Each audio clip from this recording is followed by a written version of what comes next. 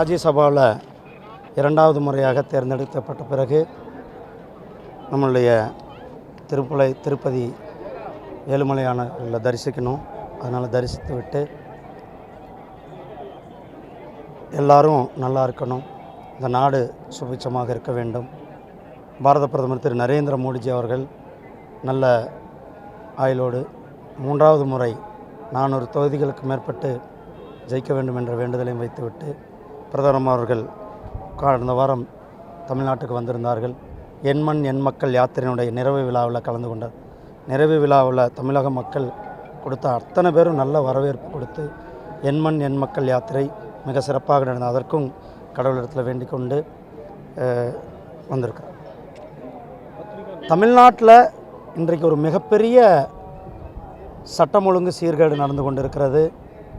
தமிழ்நாட்டில் கடந்த 3 ஆண்டுகளாக கஞ்சா, ட்ரக்ஸ் அதிக லெவலில் ஊருக்கு புறையூடி போய் கிடக்கிறது. அதுக்கு உதாரணம், திராவிட முன்னேற்ற கழகத்தை சேர்ந்த ஒரு நிர்வாகி கிட்டத்தட்ட 3000 கோடி ரூபாய்க்கு மேலே அந்த ட்ரக்ஸ் கடத்தி அவர் தேடப்படும் குற்றவாளியாக இருந்து கொண்டிருக்கிறார்.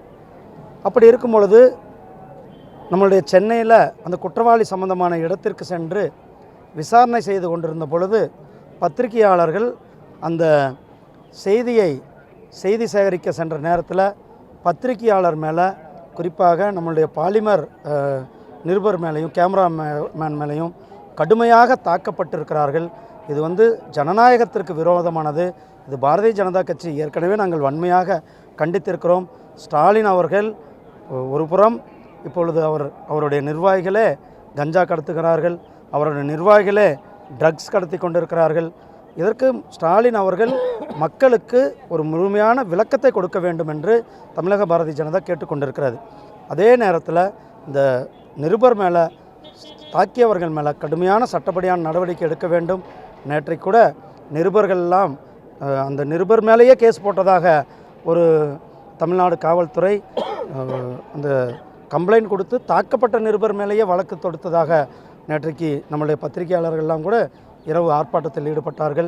இது தமிழகத்தில் பத்திரிகையாளர்களுக்கு எந்த சுதந்திரமும் இல்லை. இது ஒரு மிகப்பெரிய எமர்ஜென்சி. 1975 எப்படி ஒரு இருண்ட காலம் இருந்ததோ அதுபோல தான் இன்றைக்கு தமிழகத்தில் இருந்து கொண்டிருக்கிறது. ஊருக்கு கிராமம் இன்றைக்கு அந்த போதைப் பொருள்களினுடைய நடமாட்டம் இந்த திராவிட முன்னேற்ற கழக ஆட்சியில் இருந்து கொண்டிருக்கிறது. திராவிட முன்னேற்ற கழகம் அதை ஊக்குவித்து கொண்டிருக்கிறது. அந்த சம்பந்தப்பட்ட குற்றவாளி திராவிட முன்னேற்ற கழகத்தினுடைய குடும்பத்தினருக்கு நெருக்கமாக இருந்து கொண்டிருந்திருக்கிறார் என்பது எல்லா இதிலுமே தெளிவாக தெரிந்து கொண்டிருக்கிறது. இதில் முறையான விசாரணை நடத்தி இந்த குற்றவாளிகளினுடைய பணம், அந்த இந்த போதைப்பொருள் கடத்துதலில் சம்பந்தப்பட்ட பணம் யாருக்கு போயிருக்கிறதோ இதெல்லாம் விசாரிக்க வேண்டும் என்பது தான் எங்களுடைய கோரிக்கையாக இருக்குது. நன்றி.